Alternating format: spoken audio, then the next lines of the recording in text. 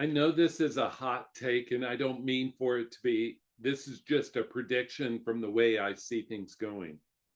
I research this area, I teach university graduate courses in this area. I have a strong opinion. Traditional BI, business intelligence, is going to go away. AI is disrupting this at a very, very fast pace. So, and I mean that this disruption's coming in the next year or two.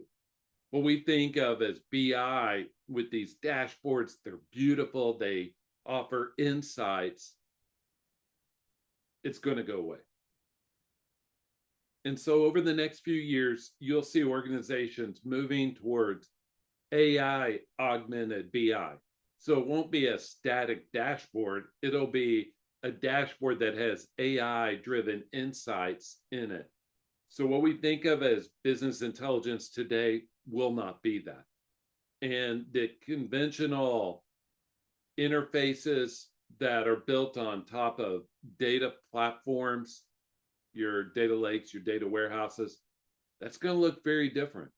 And so while I think that AI is going to make what we think of as BI less important, I still think that the dominant BI platforms, if they incorporate AI well, embed these capabilities into their tools, they will benefit. But what they risk is that AI will fully replace BI because somebody will have this AI capability, this new tool, this new technology that's going to offer the dashboard plus insights plus predictability plus modeling, all of that.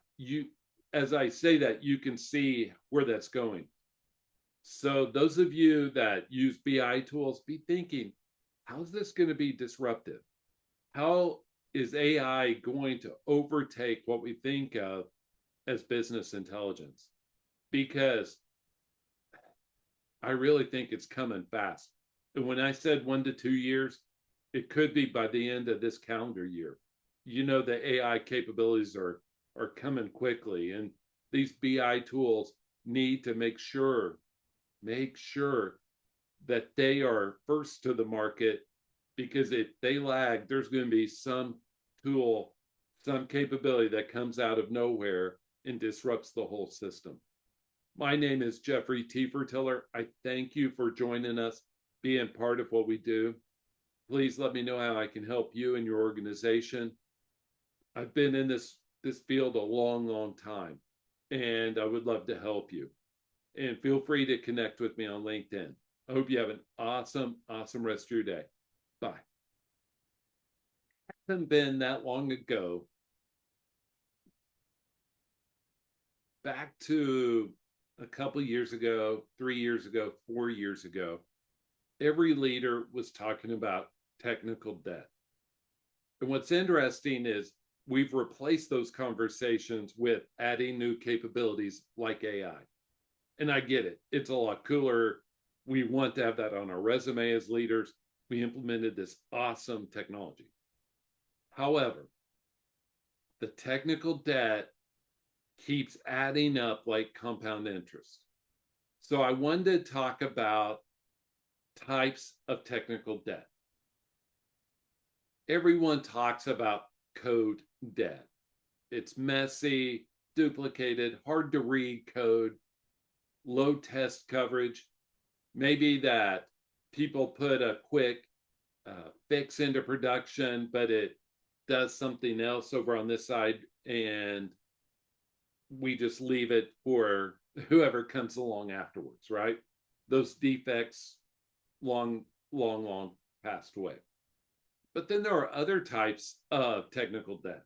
I think of architectural debt, infrastructural debt, kind of similar, where we have these monolithic systems that don't scale, they're outdated, and we don't know what to do with it because it's still running something, or maybe it's not, but it's creating all this cost and this risk in a way that it's difficult for us because we want to use all of our resources on something cool.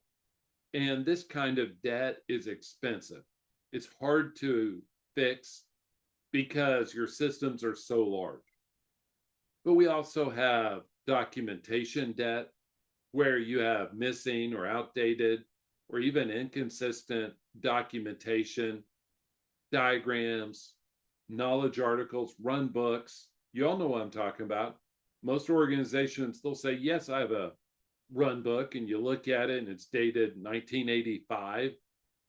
It's just a little bit of sarcasm, but you all know that if your run book is 5 years old, it's probably not worth anything. It's not going to help you run those systems. And if you think about how our organizations are spinning people faster, the average length of tenure within an organization is shrinking, right? We need this documentation more and more because we're going to have people leave, we're going to have people come in. And these people that come into our organization, they need documentation. We also have security debt. Have you ever thought about that, where we've deferred security fixes or unpatched libraries or weak authorization or hard-coded secrets or maybe missing reviews? And this is high risk because it could lead to a breach or a regulatory issue.